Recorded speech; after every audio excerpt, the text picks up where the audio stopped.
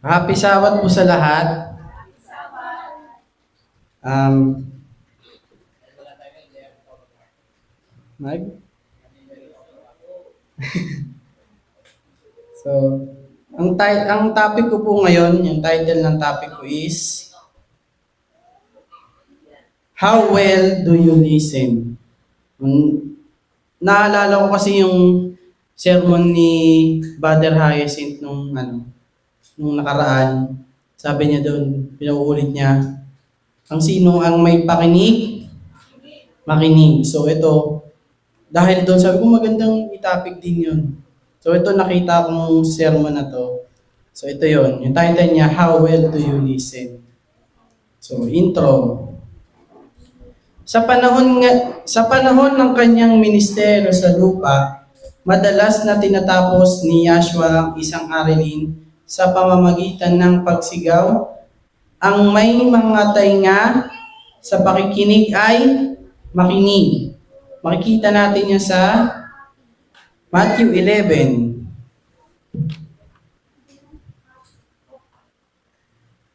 Matthew 11. 11:15.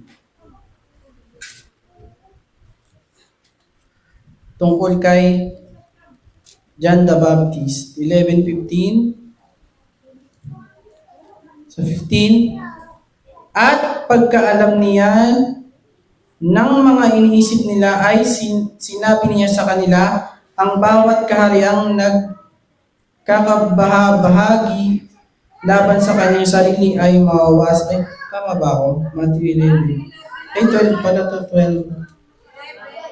11, 15. Ito, 15. Ang may mga pakinig upang ipakinig ay makinig. Meron pa sa 13, 13:9. 13:9. Sabi po, at ang may mga pakinig ay makinig. Ito pa, yung sa, sa parable ng sower to eh.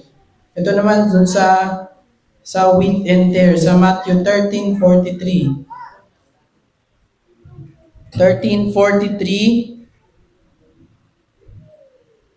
Kung magkagayoy, magliliwanag ang mga matuwid na katulad ng araw sa kaharian ng kanilang Ama. Ang may mga pakinig ay makinig. Sa kanyang mga liham sa mga simbahan sa Asia, tinapos ni Yahshua ang bawat isa sa isang katulad na kasabihan, siya na may tainga makinig sa sinasabi ng Espiritu sa mga simbahan. So hindi lang dito pala, meron pang sa Revelation makikita natin. Revelation 2:7. Sa 7, ang may pakinig ay makinig sa sinasabi ng Espiritu ng mga iglesia. Ang magtagumpay ay siya kung pakakanin ng punong kahoy ng buhay na nasa paraiso ng Elohim. So, madami pa. 17. Ang may pakinig ay makinig sa sinasabi ng Espiritu ng iglesia. Sa 29, sa tulang to, verse 2, sinasabi ko, Revelation 2, 7, 11, 17, 29. Lahat yun may nakasulat na ang may pakinig ay makinig sa sinasabi ng Espiritu sa mga iglesia. Sa chapter 3 naman, makikita natin sa 3:6. Ito pa rin, ang may pakinig ay makinig sa sinasabi ng Espiritu sa mga iglesia. Sa 13, ang may pakinig ay makinig. Sa 22, ang may pakinig ay makinig sa sinasabi ng Espiritu sa mga iglesia. Bakit kaya paulit-ulit sinasabi ni Yahshua na makinig? Diba? Parang paulit-ulit. Ba't inuulit-ulit niya? Ano ba ibig sabihin pag inuulit-ulit? Diba? Anong point niya? Anong pinopoint niya? Bakit paulit-ulit na lang? Hindi na lang sabihin ng isang beses, di ba? nababasa naman natin, di ba? Bakit kailangan paulit-ulitin pa? Sabi, ano ang punto ng mga kasabihang ito? Ito ay katulad ng pagsasabing ang sinasabi ay napakahalaga. Kaya mas mabuting bigyan natin ng pansin at makinig. Tingnan natin ang Mark 4:23. Ito, may sinasabi dito. Sa 23, nakita na po? 4:23. Sa 23, kung ang sino man ay may mga pakinig na ipakikinig ay makinig. 24, at sinabi niya sa kanila, ingatan ninyo kung ano ang inyong pinakikinggan. Sa panukat na inyong isukat, ay kayo'y susukatin, at higit pa ang sa inyo'y ibibigay.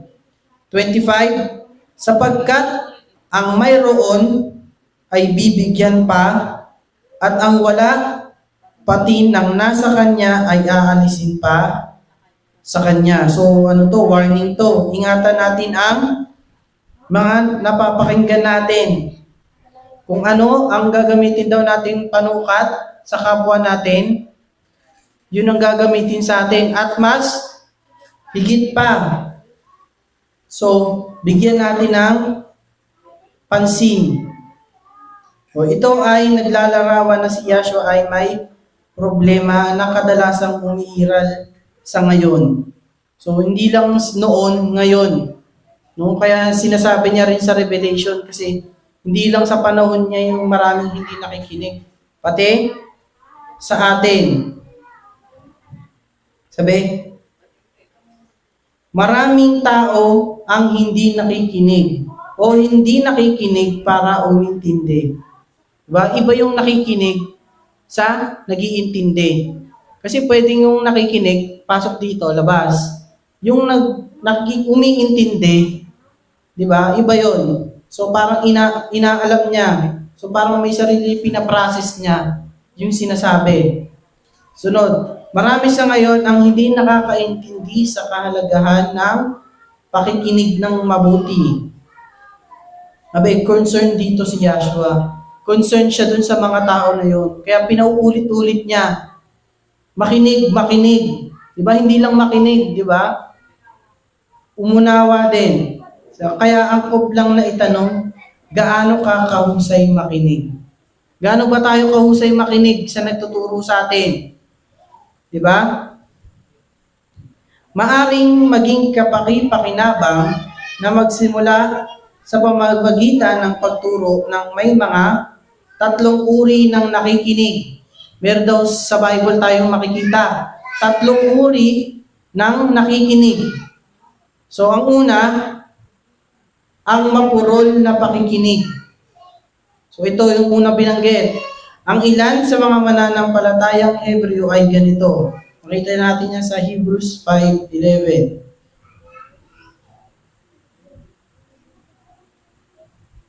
Hebrews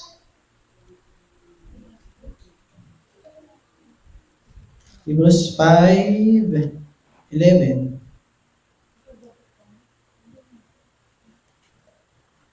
Sa 11, tungkol sa kaniya'y marami kaming sasabihin at mahirap na saysayin, palibhasa'y nagsipurol kayo sa pakikinig. Ito si Paul to. Sinasabi niya sa mga taga-Hebreo. Marami kaming gustong sabihin tungkol kay Yahshua Messiah. Pero hindi namin masaysay kasi nagsipurol yung makapakikinig nila. O yung tama, yung pakikinig. So, ang ilan sa tandaan na kapag ang isang tao ay may ganitong problema, mahirap na para sa iba na ipaliwanag ang mga bagay sa kanila. So, kapag ganito yung nangikinig, yung mapuro yung pakikinig sila, kahit anong explain mo sa kanila, hindi nila magigets kasi nagsipurol na ang pakikinig, di ba? Si Paul na mismo ang nagsabi, nahihirapan sila na saysayin sa mga tao kasi mapurol yung pandinig nila. Ang kasalanan ay hindi sa material na paksa o yung topic, yung problema, hindi yung topic o yung nagtatanghal, ngunit sa tagapakinig. So, ang may problema na hindi yung topic, hindi yung nagsasalita, kundi yung nakikinig. Doon na, yun ang problema. Isinulat ni Isaias ang tungkol sa gayong mga tao at kinapit ito ni Yahshua sa maraming noong kanyang panahon. Makikita natin sa Matthew 13.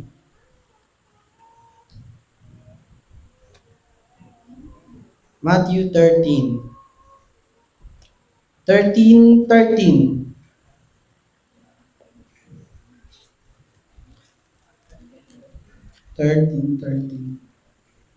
So 13, kaya't sila'y pinagsasalitaan ko sa mga talinghaga sapagkat nagsisitingin ay hindi sila nakakakita at nangakikinig ay hindi sila nakakarinig, ni hindi sila nakakaunawa. 14, at natutupad sa kanila ang hula ni Isaias na sinasabi, sa pakikinig ay inyong maririnig at sa anumang paraan ay hindi ninyo mapag-uunawa at sa pangtingin ay inyong makikita at sa anumang paraan ay hindi niyo mamamalas sapagkat kumapal ang puso ng bayang ito at mahirap nang makarinig ang kanilang mga tainga at kanilang ipinikit ang kanilang mga mata. Baka sila'y makakita ng kanilang mga mata at makakarinig ng kanilang mga tainga at mga kaunawa ng kanilang puso at muling magbalik loob at sila'y aking pagalingin. So, hindi lang sa tainga yung binanggit dito. Meron pang binanggit yung puso, di ba? Hindi lang pala yung tenga yung problema. Ang root pala ng problema, puso. Di ba? Kapag kumakapal na ang ano daw, puso. Di ba? Pwedeng tumitigas. Di ba? So ang hirap ng ipaintindi sa kanila kahit gaano kaganda yung topic, kahit gaano kagaling yung nagtuturo, hindi nila mauunawaan kasi kumapal ang puso nila. Ganito ang mga tao dahil mapurol ang kanilang puso. Pinipigilan nito ang mga ito mula sa pag-unawa sa katotohanan. Mahihirapan silang maunawaan ang katotohanan kapag meron silang ganitong uri ng pakikinig. No? May mapipigilan din sila sa pagtalikod sa kasalanan tungo sa Elohim. 'Di ba? Kung may sinasabi sa ating truth, tapos hindi natin nauunawaan, ginagawa pa rin natin yung alam natin na tama, 'di ba? Parang hindi pa rin tayo nakakatalikod dun sa paggawa ng masama. Kasi nagpapatuloy pa rin tayo. At pangatlo, at pagpapagaling o pagliligtas ng Elohim. Paano tayo maliligtas? 'Di ba kung sinasabihan tayo ng katotohanan, ayaw natin. 'Di ba? Yan ang isang example. 'Di ba? Sino ang magnanais na maging ganitong uri ng pakikinig? Sino ba gustong may ganito? Meron ba ang gustong maging mapurol yung pandinig? 'Di ba? So, ang sunod, ang una, mapurol ang pakikinig. Ito naman, yung may makati ang tainga. Makati ang tainga. Inilarawan ito ni Pablo sa 2 Timothy.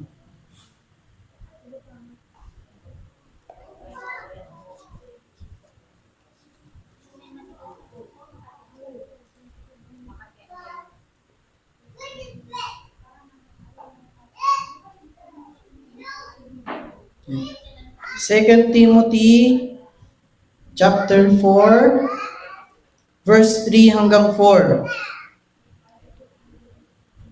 Sa 3, sapagkat darating ang panahon na hindi nila titiisin ang magaling na aral, kundi pagkakaroon nila ng kati ng tainga ay magsisipagbunton sila sa kanilang sarili ng mga gurong ayon sa kanilang sariling mga masasamang tita. So, ang mga ganitong uri daw ng may pakikinig, ang gayong mga tao ay nakikinig lamang sa kung ano ang nakalulugod. Diba? Ang gusto lang nila kung ano yung gusto ng damdamin nila. Ayun lang yung pinakikinggan nila. Kapag against na sa kanila, ayaw nilang pakinggan. Diba? Kasi makati ang mga tainga nila. So, kaya hindi nila gusto ang magaling na aral. So, magaling na aral na yung inaayawan nila dahil makati ang tenga nila at hindi nakalulugod sa damdamin nila o sa sarili nila. Kaya yung magaling na aral, inaayawan nila. No? Nakadalasang nangangailangan ng uri ng pangangaral na binanggit. Sa 2, 4:2 pa rin, nandun pa rin tayo. Sa 2 sinabi, ipangaral mo ang salita, magsikap ka sa kapanahunan at sa di kapanahunan, sumawata ka, sumuway ka, mangaral ka ng may buong pagpapahinuhod at pagtuturo. Diba? Kahit ganito na yung nagtuturo, diba? Na sumusuway, no? Sumawata ka. Diba? Dahil nga makakati yung tenga nila, ayaw na nila kasi hindi maganda sa pakiramdam nila. Diba? O against sila. So, hahanapin nila ang mga gurong gusto nila. Ngunit pagkatapos ay bumabaling sila sa katotohanan tungo sa mga katha. So, dito na, sinabi yun.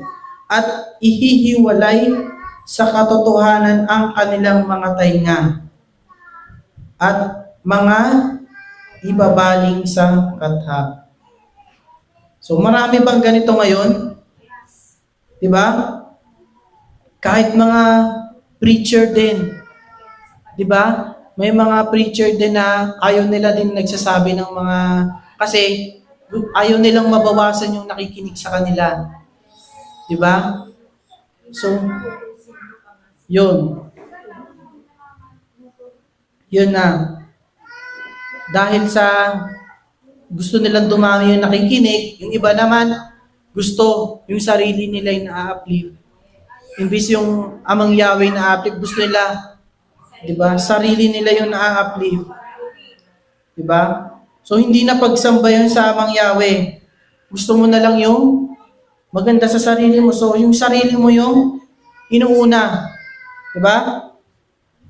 Susunod tayo sa pangatlo.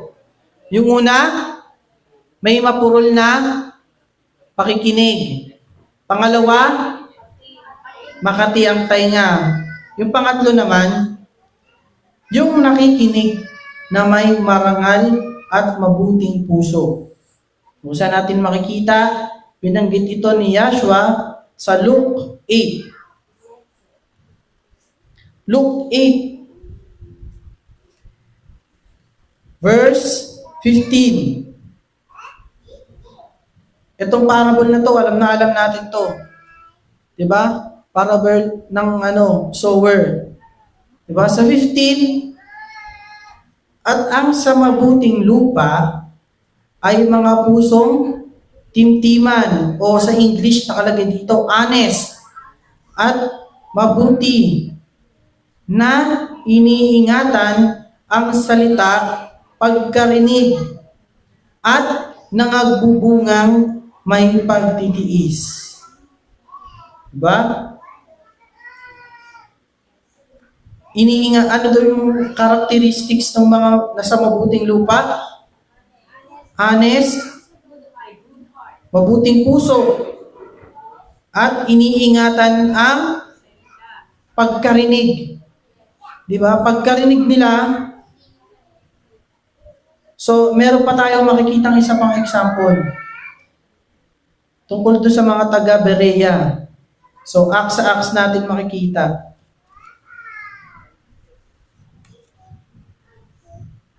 Acts 17.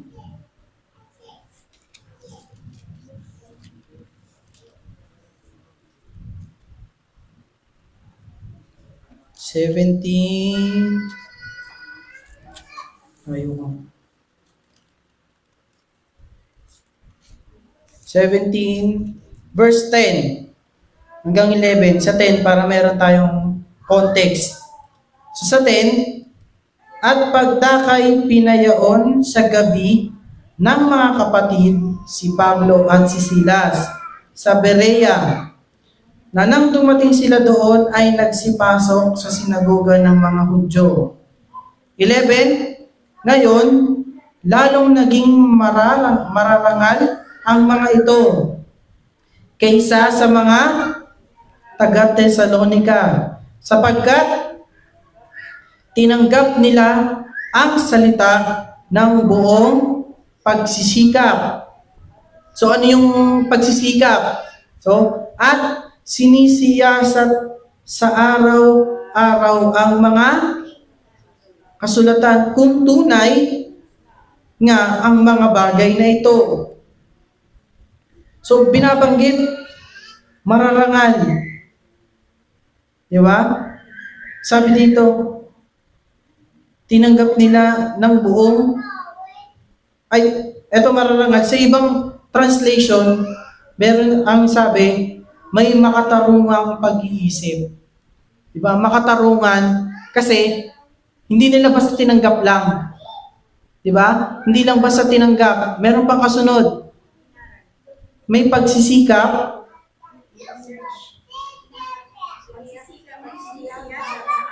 Yun, sinisiyasat araw-araw. Kung tunay nga yung sinasabi nila. Di ba? Di ba? Ang may mararangal daw na pakikinig, yung nagsisikap, inaaral muna bago tanggapin. Pero, pinakinggan nila.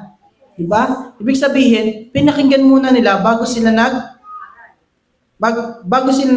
pinaniwalaan. Diba? Inaral muna nila. Hindi pagkatapos nagdesisyon agad sila.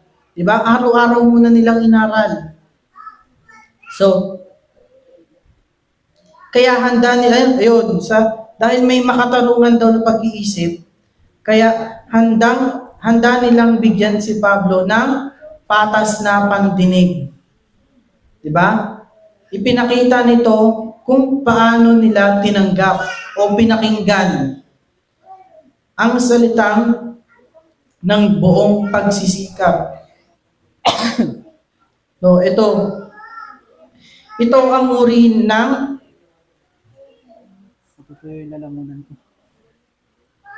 ito ang uri ng tagapakinig na dapat tayong lahat. Di ba? Maging makatarungan tayo sa pakikinig. Di ba? Pakinggan natin, aralin, patunayan. Di ba? Gawin natin, trabaho natin yun eh. Hindi lang sa mananampalataya at makikinig. Di ba? Dapat patunayan natin sa pagbabasa. Di ba? Hindi lang basta tayo pag nakinig na, okay na. Kayo na bahala dyan. Basta makikinig lang ako.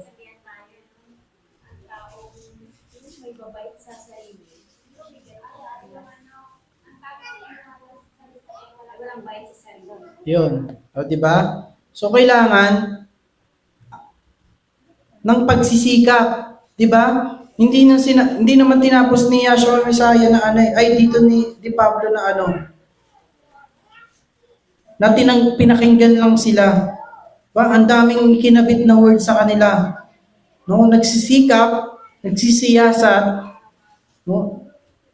At pinapatunayan kung tunay nga ang mga bagay na ito. Ba? So, sunod. Narinig na natin yung tatlong uri ng mga nakikinig. Yung una, mapuro lang pakikinig. Pangalawa, yung pangatlo, ang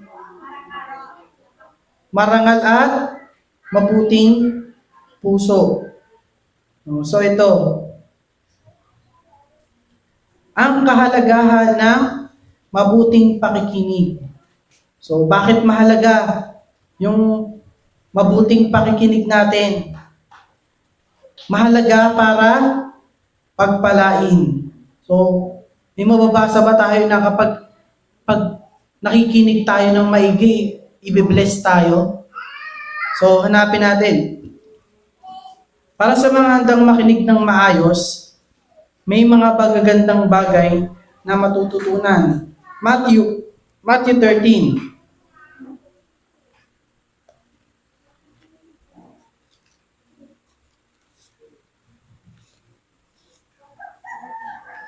Thirteen, 16. Makita na po? Dadapwat, mapapalad ang inyong mga mata, sapagkat nakakakita, at ang inyong mga tainga sapagkat nakakarinig. 17. Sapagkat katotohanan ng sinasabi ko sa inyo, na hinangad na makita ng maraming propeta ang mga at ng mga taong matuwid ang inyong nakikita, at hindi nila nakita, at marami ang inyong naririnig at hindi nila narinig. Ba? May mga bagay tayong nakikita at naririnig na yung mga sabihin natin katulad nila ni Abraham, 'di ba? Alam ba nila na may dadating na Yung mga propeta, 'di ba? Nagsasabi, alam nila may dadating na tagapagligtas. 'Di ba? Nakita ba nila? 'Di ba? Tayo hindi naman natin nakita pero nababasa ba natin? Napapakinggan ba natin? 'Di ba? So, blessed tayo. No? Sa kanila, wala pa silang, sa atin buo na yung Bible, complete na yung message. Sa kanila, mangyayari pa lang, hinihintay pa lang nila. Di ba? Maraming mga bagay na hindi nagkaroon ng pagkakataong matutunan ng mga dakilang tao. Di ba? Si David, si Solomon, pag narinig ba nila yung mga aral ni Yahshua Messiah, makakatulong ba yun sa kanila? Pero hindi nila napakinggan. Diba? Tayo, nababasa natin. Diba? Blessed na tayo. Si Yahshua, sa bibig mismo ni Yahshua Messiah nang galing yung mga aral. Diba? Gusto ba nila yon? Diba? Yun nga yung tao dito, ini-aim nila eh. Diba? Kaya sila, nilalakasan nila yung pananampalataya nila. Si Daniel, diba? Ang dami niyang pinrapisay. Nakita niya ba yung mga inulaan niya? Pero sa atin, alam na natin kasi nangyari na. So, blessed tayo. 'Di ba? Hindi tayo pwedeng magsabi na yung nararanasan natin is kulang. 'Di ba? Ito na yung Bible, 'di ba? Buo na. So, nalalagpasan natin ang mga pagpapalang ito kung hindi tayo nakikinig ng mabuti. Diba? Sinasayang natin yung blessing sa atin na buo na. Ito na yung buong message dito sa Bible. So, hindi na nga minsan tayo yung nagre-research yung mga nagtuturo na para maintindihan natin. Diba? Tapos hindi tayo makikinig. Diba? Kasi hindi naman lahat tayo Kahit ako hindi ko kayang i-explain lahat ng nasa Bible. Kailangan ko pa rin maging tagapakinig. Diba? So, sinasayang natin yung blessing na yon. Hindi tayo nakikinig ng mabuti. Susunod, mahalaga sa pagliligtas ng pananampalataya. So, mahalaga yung mabuting pakikinig para maligtas para sa pagliligtas ng pananampalataya. Initinakda ng Elohim na tayo ay maligtas sa pamamagitan ng pananampalataya kay Yahshua Messiah. So, makikita natin sa Romans Romans 1. Romans 1. 1:16 hanggang 17. Sa 16, sapagkat hindi ko ikinahihiya ang ebanghelyo sapagkat siyang kapangyarihan ng Elohim sa ikaliligtas ng bawat sumasampalataya, unay sa Hudyo at gayon din sa Griego. 17, sapagkat dito ang katuwiran ng Elohim ay nahahayag sa pananampalataya hanggang sa pananampalataya, gaya ng nasusulat, ngunit ang ganap ay mabubuhay sa pamamagitan ng pananampalataya. So ito, sinabi sa atin, sa pananampalataya tayo maliligtas. So, ang ganitong pananampalataya ay dumadating sa pamamagitan ng pagpapahayag ng Ebanghelyo, kadalasan sa pamamagitan ng pakikinig sa isang mangaral. Diba? Paano makakarating sa atin yung message na to kung walang nagsasalita? Diba? Kung walang nagtuturo at kung walang nakikinig. Diba? Paano dadating? So, tingnan natin yung Romans 10.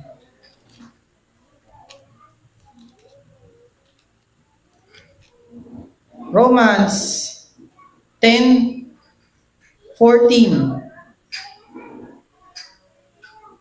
Sa 14, paano nga silang magsisitawag doon sa hindi nila sinampalatayanan? At paano silang magsisisampalataya sa kanya na hindi nila napakinggan? At paano silang makakikinig ng walang tagapangaral? 17, talon. Kaya ang paniniwala ay nanggagaling sa pakikinig, at ang pakikinig sa pamamagitan ng salita ni Yahshua Messiah. So, mahalaga yung pakikinig. Kasi sa pamamagitan nun, lalago yung pananampalataya natin. Diba? Kung wala ang pakikinig, hindi magpa-progress ang pananampalataya. Kasi walang nagtuturo o kung may nagtuturo man, hindi ka nakikinig. Diba? So, habang ang isang tao ay tiyak na makakakuha ng pananampalataya sa pamamagitan ng pagbabasa ng salita ng Elohim. Sa John 20. John 20.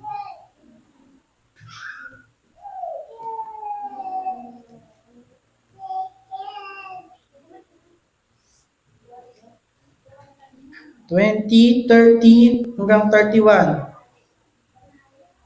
30, gumawa rin nga si Yahshua ng iba't ibang maraming tanda sa harap ng kaniyang mga alagad na hindi nangasusulat sa aklat na ito. Ngunit ang mga ito ay nangasulat upang kayo'y magsisampalataya na si Yahshua ay ang Messiah, ang anak ng Elohim, at sa inyong pagsasampalataya ay magkakaroon kayo ng buhay sa kanyang pangalan. So, ang katotohanan ay nananatili na ang madalas na umaasa sa kung ano ang una nilang narinig na ipahayag. So, sabi, marami sa atin, yung unang napakinggan, doon tayo nag-i-stick. Diba? Hindi natin basta-basta nabibitawan. Lalo na kung nakalakihan na natin. Di ba? Katulad kami, nakalakihan na namin na nangangaroling kami, nakakaugalian na namin na nagsiselebrate kami ng New Year. Nung itinuro sa amin yun, ang hirap. Di ba? Struggle. So, totoo na ang mga tao talaga, kung ano yung unang natutunan nila, yun ang panghahawakan muna nila. Di ba? So, ang isang dahilan kung bakit madalas nakulang ang pananampalataya ay dahil ang mga tao ay hindi mabuting tagapakinig. Di ba? Kung tayo, nire-reject natin yung turo na kunwari Christmas o New Year, no? Kung ayaw natin pakinggan kasi hindi naman inakasanayan natin eh, di ba? Kung hindi tayo naging mabuting tagapakinig, maiintindihan ba natin? Di ba? Kung hindi muna tayo makikinig bago tayo magsasalita o kaya naman magbibigay ng desisyon. Di ba? Hindi lalago yung pananampalataya natin. So, hindi nila nakikita ang ebidensya sa salita ng Elohim na nagbubunga ng pananampalataya. So, ayun, hindi tayo mag-i-step kung hindi tayo magiging matutunang makinig. Katulad ng mga taga-Berea, di ba? Nung nagtuturo si Pablo, di ba? Pinakinggan muna nila buo. So, inaral muna nila kung totoo nga ba talaga. Hindi yung pagkasabi, i-stop mo na agad at sabihin natin hindi totoo, di ba? So, ang ating pakikinig ba ay umahadlang sa pag-unlad ng ating pananampalataya? So, question sa sarili natin to. Yung pakikinig ba natin naghihinder para umunlad yung pananampalataya natin? Diba? Tayo sa sarili natin yun. Kasi mahalaga na nagsi-self-evaluate tayo. Diba? Hindi natin alam. Minsan kasi, hindi natin alam na sa sarili yung problema natin. Diba? Hanap tayo ng hanap sa paligid. Hindi pa kailangan pala, unahin muna natin yung sarili natin. Yun, sa sarili magsisimula para mabuksan yung isip natin sa mga bagay-bagay. So ayun, sunod, kung bakit mahalaga ang mabuting pakikinig, mahalaga para magbunga. Ang talinghaga ng mga hasik, ang tanging uri ng lupa na may kakayahang magbunga, ay ang nakikinig ngang maayos. Balik tayo sa Luke 8. Luke 8:15. Kung sisimulan natin,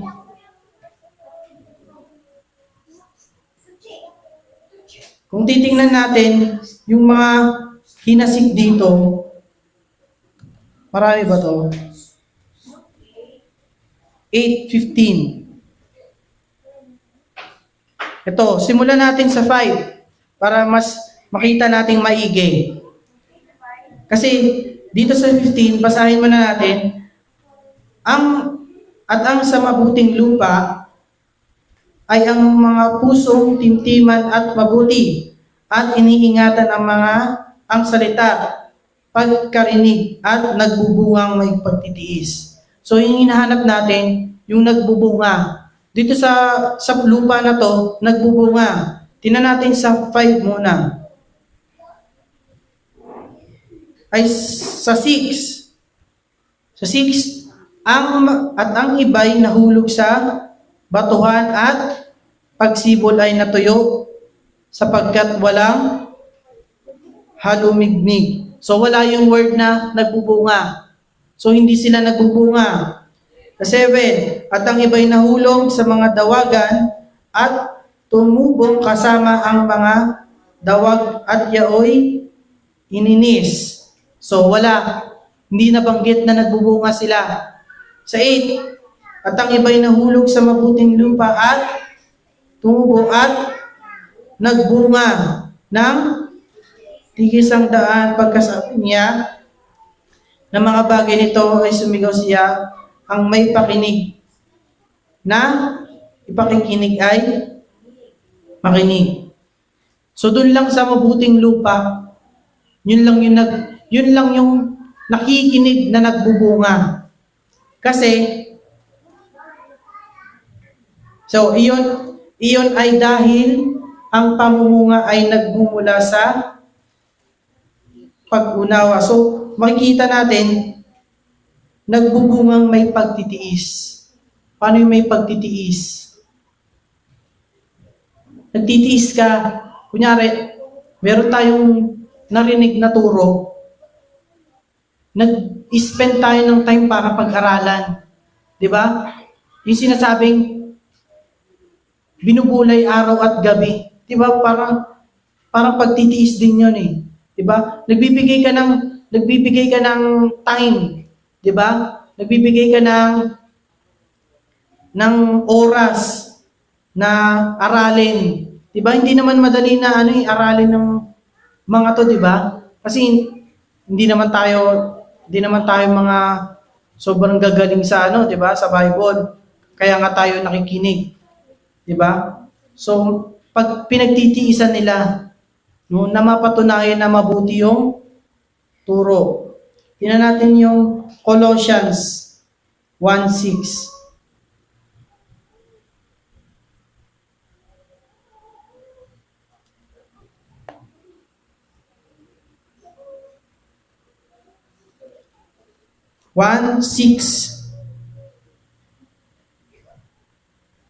Sa 6, na ito'y dumating sa inyo. Gayon din naman kung paano sa buong sanglibutan ay namumunga at lumalaganap, gaya rin naman sa inyo, mula ng araw na inyong marinig at malaman ang biyaya ng Elohim sa katotohanan.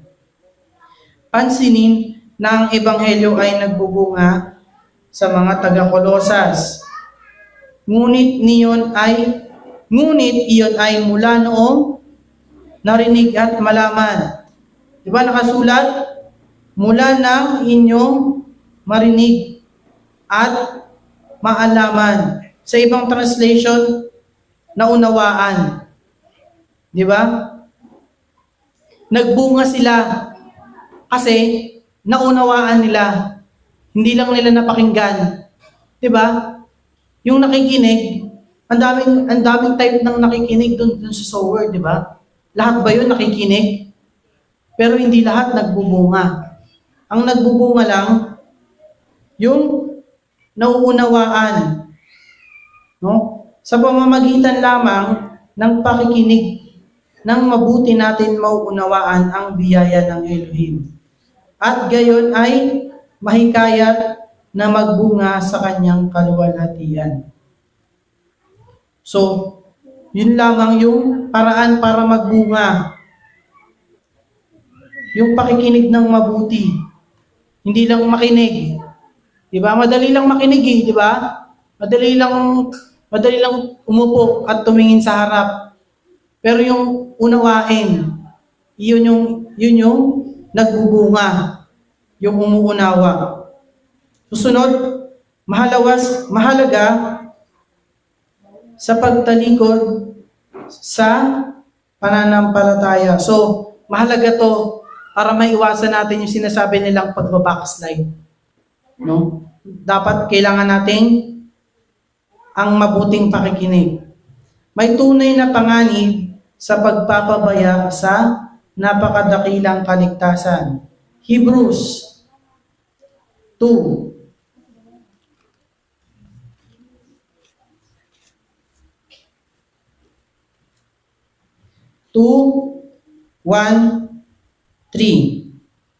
Sa 1, kaya't nararapat nating pagkatantuin ang mga bagay na narinig. Baka sakaling tayo'y makahagpos. 2, sapagkat kung ang ipinag-usap na salita sa pamamagitan ng mga anghel ay nagtibay at ang bawat pagsalangsang at pagsuway ay tumanggap ng matuwid na parusa na kabayaran. 3, paano makatatanan tayo kung ating pabayaan ang ganitong dakilang kaligtasan na ipinangusap ng Elohim noong una ay pinatunayan sa atin sa pamamagitan ng mga nakarinig. No? Paano tayo makakatayo? No? Paano tayo maliligtas kung pababayaan natin yung sinasabing napakadakilang kaligtasan? So, nandito yung solusyon. Nakikita ba natin? Saan natin makikita yung solusyon para hindi tayo mapunta doon? Sa verse 1. Kaya't nararapat nating pagkatantuin ang mga bagay na narinig. Sa English, therefore, we ought to give more earnest heed. Paano yung more earnest heed? Hindi lang pakikinig yon. Mas matindi pa sa pakikinig. 'Di ba? More earnest pa. 'Di ba? So, ang tanging solusyon ay ang pagkatantuin ang mga bagay na narinig. Ang mahinang pakikinig ay kadalasang unang hakbang sa pagtalikod sa pananampalataya. So, madali tayong madi-discourage kung ang pakikinig natin hindi para umunawa, 'di ba? Minsan pag nakikinig tayo ng ibabasa natin sa emosyon, talagang mabilis tayong madi-discourage, 'di ba? Kasi hindi tayo sa scripture nakatingin pag ganun. So, sana pahalagahan natin ang magagandang pagkakataong mayroon tayo para makinig sa salita ng Elohim at ang kahalagahan ng mabuting pakikinig. Paano natin mapapabuti ang ating kakayahang makinig? Sapagkat kung paano ang mga nagsasalita ay kailangang matutong magsalita upang maunawaan, ang mga tao ay kailangang matutong makinig upang may maunawaan. Tama ba? Yung mga tagapagsalita, kailangan matuto sila kung paano magsalita. Kaya nga tinuturuan. Katulad kami, tinuturuan kami kung paano magsalita para maunawaan kami. Di ba? Ganon din yung mga nakikinig. Kailangan matuto sila kung paano yung magandang pakikinig para may maunawaan. Di ba? Kasi yun nga sinasabi natin dun sa simula, hindi yung topic, hindi yung nagtuturo, kundi yung tagapakinig. Pag may tagapakinig, kung ganun uri sila ng tagapakinig. So labas na yung walang kasalanan dun yung topic ni yung nagsasalita. So, ang mga hakbang para sa mas mabuting pakikinig. So ito mga tips lang to para maging mabuti tayong tagapakinig. So, tignan mo ang speaker. So ito, sabi, ito ay lubos na nakatutulong sa iyong konsentrasyon. Ang pagtingin sa ibang lugar ay napapadali para sa iyong isip na gumala. Diba? Totoo. Ako nangyayari din sa akin to eh. Pag napapatingin ako sa labas, lumilipad na yung isip ko. Diba? Kung titingin ako sa baba, nag-iisip ako ng ibang bagay. So dapat pala, nakatingin ka lang dun sa nagtuturo, focus lang dun sa speaker. So, ang pagpikit ng iyong mata ay ginagawang madali para sa iyo na tumango. O kaya naman, pagpikit natin, una pikit lang. Sunod, tatango na. Sunod, tutulog na. So, nangangailangan ito ng disiplina sa sarili. So, kailangan tinitrain. Diba? Kasi may mga bagay, itong bagay na to, na pag-aaralan to. No? Ngunit, ito ay nakatulong sa pagbuo ng mas mahabang tagal ng atensyon. No? May mga tao kasi na maiksi lang yung atensyon nila sa mga bata. Diba? Kung madidistract agad sila. So, dapat, hindi naman lahat sa atin ganun eh. Diba? So, inaaral yon. Magagawa natin yon. No, sabi, kung meron tayong disiplina sa sarili, o willing tayo na pag-aralan. So, ang sabi, subukan ito at tingnan kung may mapapansin tayong pagbabago. So, itry natin. Wala namang masama. Diba? No, i-practice natin yon. Tapos, tingnan natin kung may magbabago ba. No? Sunod, magbasa sa iyong Biblia. No?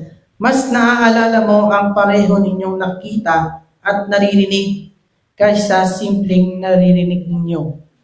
Di ba? Mas madali daw nare-retain sa isip natin kung parehas binabasa at naririnig. So ayun. Kaya naman kadalasan ginagamit ang mga visual aid sa mga sermon. 'Di ba? Pag nanonood tayo ng sermon, mas nagiging engaged tayo doon sa sinasabi kapag may nakikita tayo. 'Di ba? Mas hindi lumilipad yung isip natin. 'Di ba? Ngunit ang pinakadakilang visual aid ay ang iyong sariling Biblia. 'Di ba? Wala nang mas dadakila pa diyan. 'Di ba? Yun ay pinakamagandang visual aid mo. So, ang iyong kaalaman sa kasulatan ay mapapabuti ng gusto sa pamamagitan ng paggawain nito. Mahirap sa una na makipagsabayan. So, yung iba kasi, hindi mabilis mag-open no? Meron naman mabibilis na kasi may cellphone naman. Pero kung gusto natin na bumilis tayo sa pagbuklat, sabi, ngunit magtiyaga at ito ay magiging mas madali. Hinihikayat natin ang mga kabataan na gawin ito. Hindi ba dapat magbigay ng halimbawa ang mga nasa hustong gulang at gayon din ang gawin? Diba? Kung gusto nating gagayahin tayo, maging example tayo. Diba? So, kasi mahirap na sabihin natin magbasa, tapos nakikita sa atin. Hindi tayo nagbabasa, di ba? Kung ano-anong ginagawa natin. Di ba? Makikita nila yon. Ang mga bata mabilis, may impluwensyahan. Di ba? So, example. Ay, ito naman sunod.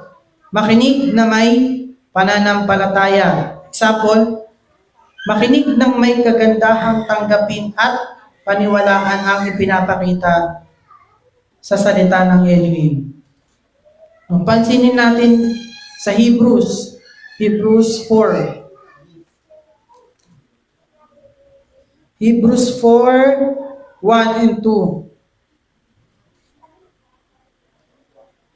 Sabi sa 1, mga takot nga tayo, yamang may iniwang pangako ng pagpasok sa kaniyang kapahingahan. Baka sakaling sino man sa inyo ay maging tulad ng di nakaabot niyaon. Ito, binabanggit dito yung mga Israelites. Di ba? May promise na land na sila, di ba? Pupuntahan. Pero hindi lahat nakarating.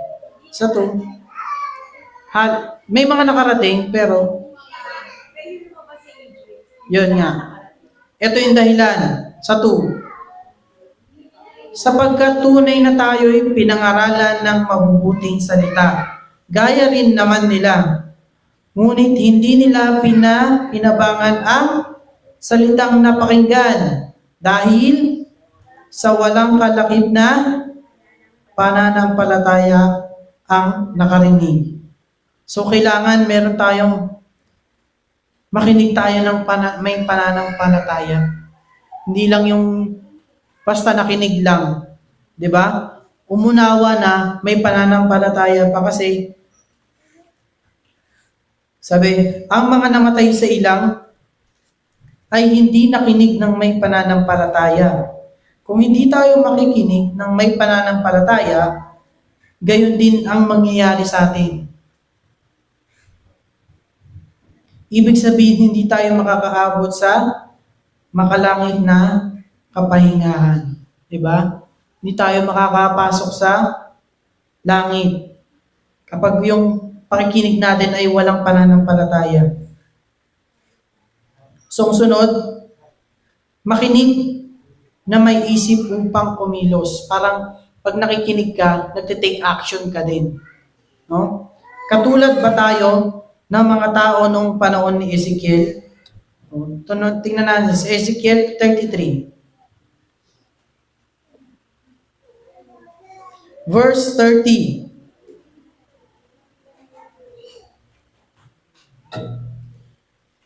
Nakita na po? 33 verse 30. Ezekiel 33 verse 30. Ito na po. Sa 30, at tungkol sa inyo, anak ng tao, pinagsasalitaan ka pa ng mga anak ng iyong bayan sa siping ng mga pader at sa mga pintuan ng mga bahay. At nagsasalitaan sa bawat isa sa kanyang kapatid na sinasabi, pumarito ka, isinasamo ko sa iyo at dinggin mo kung ano ang salitang nanggagaling sa Elohim. So yung mga tao na to, nakikinig sila, nangihikayat pa sila ng na makinig sa turo ng Elohim. Sa 31, at dumating sa iyo na wari, ang bayan ay dumarating, at sila'y nagsisiupo sa harap mo, na gaya ng aking bayan, at kanilang dinidinig ang iyong mga salita. Ngunit, hindi nila ginagawa. Sunod, sapagkat sila'y nangagsasalita ng malaking pag-ibig ng kanilang bibig, ngunit ang kanilang puso ay nasa kanilang pakinabang. At narito, ikaw ay parang masayang awit sa kanila na may maligayang tinig at nakatutugtog ng mabuti sa panugtog, sapagkat kanilang naririnig ang iyong mga salita, ngunit hindi nila ginagawa. Di ba? Ganito ba tayo? Ganito ba yung napapansin natin na nangihikayat tayo ng mga makinig? Di ba? Sabi, nagsasalita ng malaking pag-ibig sa kanilang bibig. Pero yung puso nila ay nasa kanilang pakinabang. At hindi pa meron pang sinabi, ngunit hindi nila yung ginagawa. Yung napapakinggan nila. Diba? May tutulad ba tayo sa mga tao na to? Yung sinabi ni Ezekiel, no, nakikinig lang tayo, pagkatapos wala na. Sinabi nga parang music eh. Diba? Parang music na dumaan lang. So, wala na. Di ba? Minsan nakikinig nga tayo ng music kahit di natin naiintindihan yung kanta. Di ba? Pero pagkatapos, wala na. Kasi wala tayo naiintindihan eh. Di ba? So, ang pagdinig, eto. So, gusto nilang maninig siya, ngunit sa maling dahilan. Meron silang sariling, sabihin natin kunyaring agenda, di ba? Nakikinig lang sila sa iyo, pero hindi ginagawa yung sinasabi ng Bible. So, ang pagdinig ay dapat na may kasamang paggawa upang magkaroon ng anumang tubo. James 1.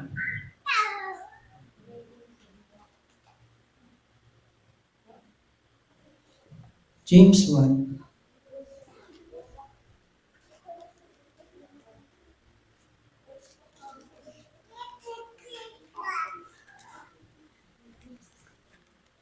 James 1:22 hanggang 25. Ito na po. Dadakwat maging tagatupad kayo ng salita at huwag pakinig lamang na inyong dinadaya ang inyong sarili. 23, sapagkat kung ang sino man ay tagapakinig ng salita at hindi tagatupad, ay katulad siya ng isang tao na tinitignan ang kanyang talagang mukha sa salamin. 24, sapagkat minamasdan niya ang kanyang sarili at siya'y umaalis at pagdakay kaniyang nalilimutan kung ano siya. 25, ngunit ang nagsisiyasat ng sakdal na kautusan, ang kautusan ng kalayaan at nananatiling gayon, na hindi tagapakinig na lumilimot, kundi tagatupad na gumagawa, ay pagpapalain ang taong ito sa kanyang ginagawa. So malinaw na malinaw. Huwag tayo tagapakinig lamang. Kasi sa pakikinig, hindi tayo magbubunga. Walang magbubunga sa nakikinig. Yung mga gumagawa lang ang pinagpapala. Yung nakikinig at gumagawa, yun ang pagpapalain. Kung gaano kahalaga ang mabuting pakikinig, ang pagpapala ay dumarating lamang kung tayo ay mga tagatupad, pati na rin ang tagapakinig. So walang pagpapala kung makikinig lang ng walang action, kung hindi natin ginagawa. So ito,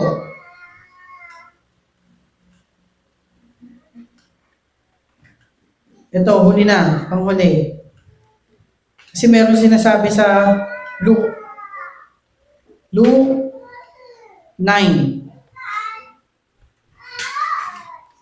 Luke 9, verse 35.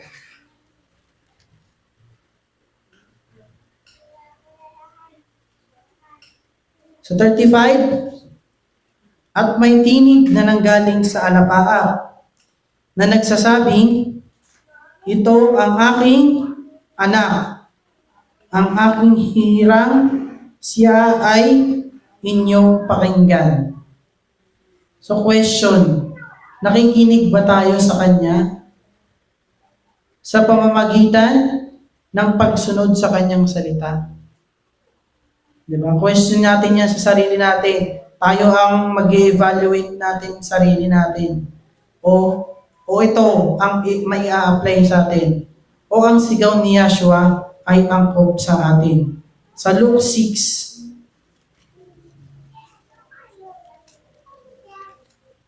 Luke 6:46. Kita na po?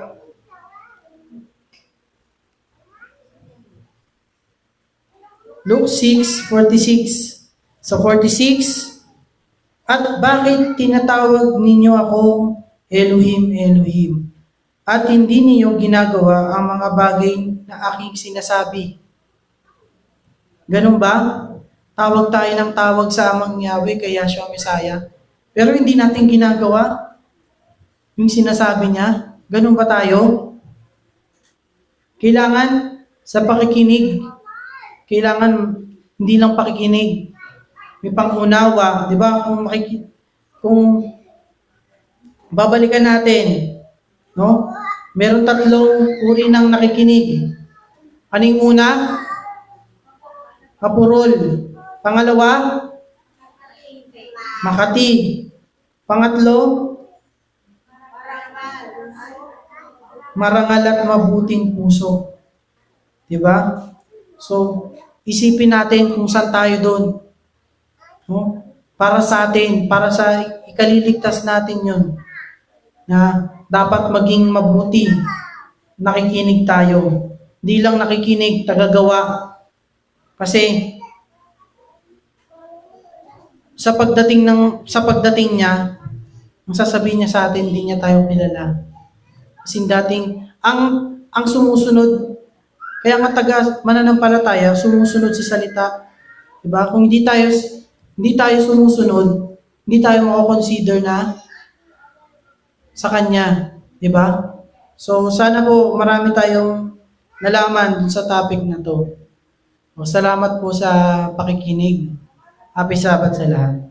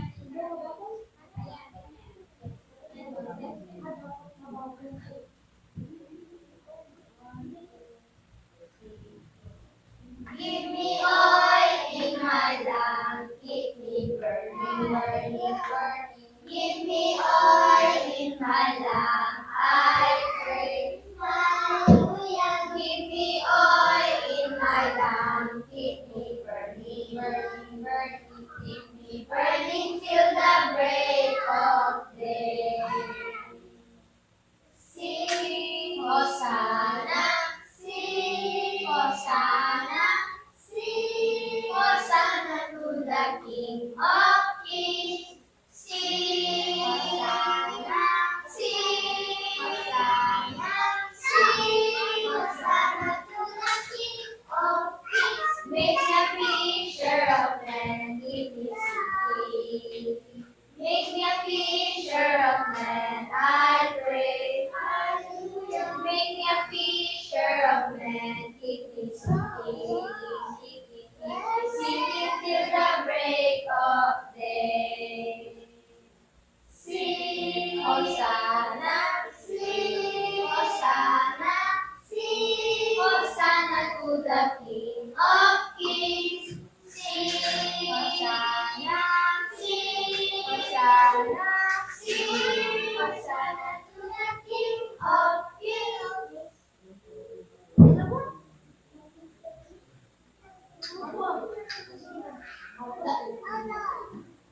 I was sinking deep in sin, far from the peaceful shore. Very deeply, safely deep, sinking to rise no more. But the master of the sea heard my despairing cry.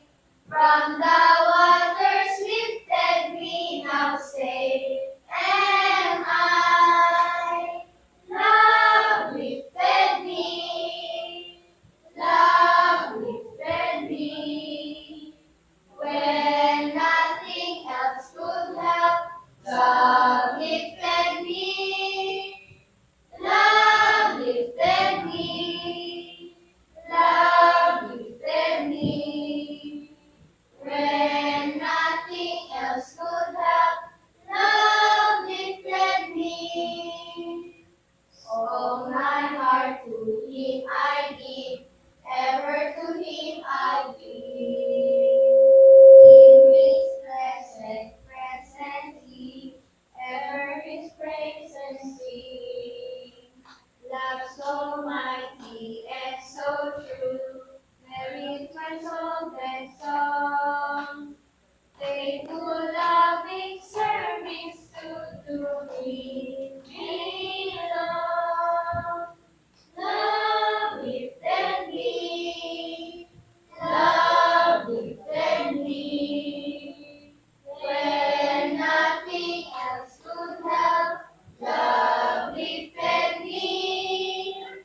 Love lifted me, love lifted me. When nothing else could help, love lifted me. A teenager looked above, Joshua completely saved. He will lift you by His love out of the angry waves. He's the master of the sea, He knows His will obey. He your Savior wants